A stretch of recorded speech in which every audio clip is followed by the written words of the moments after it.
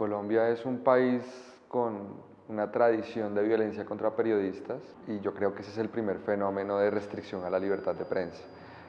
Si bien hoy en día tenemos un descenso considerable en el número de periodistas asesinados por año, es decir, la letalidad de la violencia disminuyó, los violentos contra la prensa han apelado a otro tipo de estrategias y de mecanismos para violentar a la prensa. Entonces, al final, por ejemplo, las amenazas, las obstrucciones, las estigmatizaciones son agresiones que, a la par que los asesinatos descienden, aumentan en el caso de violencia contra la prensa. Hay una parte importante de esta violencia que tiene origen en lo que algunos llaman el conflicto armado, de la violencia en Colombia. Actores armados que en sus territorios o donde controlan, digamos, rentas ilegales, pues no les gusta que se hable libremente de los asuntos que allí suceden. Muchas amenazas, por ejemplo, que vienen derivadas de señalamientos por parte de líderes públicos. Entonces, si un líder de derecha dice que X periodista es un violador de niños, entonces eso anima a los seguidores de este líder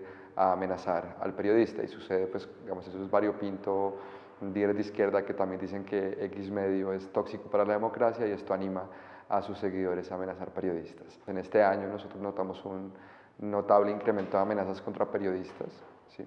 Y básicamente ahorita estamos intentando enfrentar este fenómeno, obviamente haciendo un llamado a las autoridades a que cumplan con su mandato de protección a la libertad de prensa. El Estado garantiza la libertad de prensa en la medida en la que no se meta en lo que los periodistas dicen. Cuando hay una amenaza contra la prensa, el Estado tiene que proteger y tiene que investigar para sancionar de manera ejemplar las agresiones contra periodistas. Digamos que hay una primera atención inminente y es se tiene que proteger a los periodistas en riesgo, y la segunda es se tiene que esclarecer lo que sucedió para que como Estado se envíe un mensaje social de que no se permiten las agresiones contra la prensa.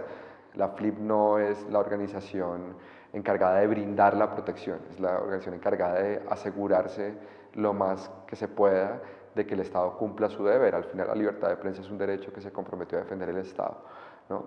Y lo segundo es cuando esa protección o ese deber del Estado es deficitario, la FLIP excepcionalmente puede contribuir o pedir a aliados o ayuda internacional para que se brinde apoyo puntual al caso. En lo corrido de este año nosotros hemos registrado 164 amenazas a periodistas, y esto es una cifra tremenda. Digamos, durante todo el año 2017, de enero a diciembre se registraron 129, es decir, ya hoy con 8 meses y medio del año hemos superado la cifra de la totalidad de amenazas del año pasado.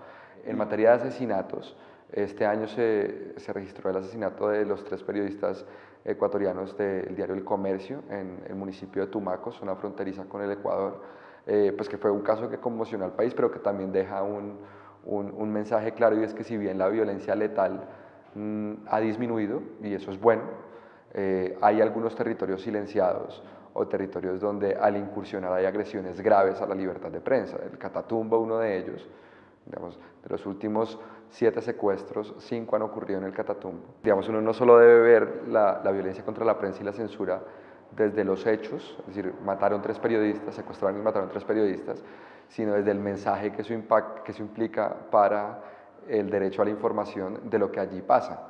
Es decir, el efecto de censura se configura cuando pues hay mucho temor para volver o no hay periodismo local que pueda sacar la información que es relevante. Ahí es donde se instala la atmósfera de censura a través de este tipo de hechos. Pero a nivel de regiones, Antioquia, Bogotá, Tolima, norte de Santander, Nariño, el Cauca, Arauca y Guaviare serían los departamentos donde nosotros vemos que hay un impacto más importante de la violencia contra periodistas. La Fiscalía tiene sus propios sistemas de información y casi nunca coinciden las bases de datos y digamos, más que las bases de datos, los números y los registros. Eso obedece a muchas razones, desde temas logísticos y operativos, como que muchas veces los receptores de denuncias en la Fiscalía no discriminan el oficio.